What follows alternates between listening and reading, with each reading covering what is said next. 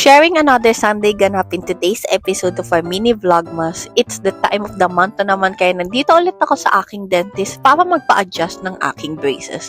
Afterwards, dumiretso lang kami ng SM for lunch and dito kami nag-lunch sa mesa since ito talaga yung matagal ko nang kinikrave.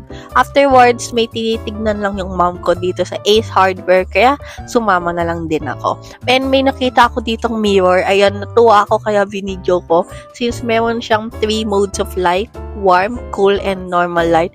Ang saya lang, parang gusto ko tuloy magkaroon ng ganito sa house. Yun, pag nagbe-makeup. Ayan, may nakita ako dito sa Mosimo na magandang shirt and sakto naka-sale siya, kaya nagpabudol na ako. Tumingin din ako sa Uniqlo and may mga nakita akong naka-sale.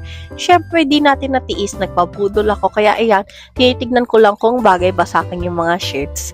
And ayan, nag-coffee lang din ako after. Usual order ko lang yan sa Coty Coffee.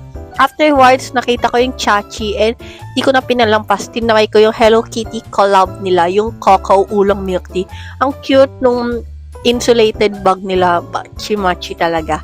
Ayan, fried noodles lang tayo for dinner since medyo busog pa. And that's it. Ended our day doing our weekly grocery run.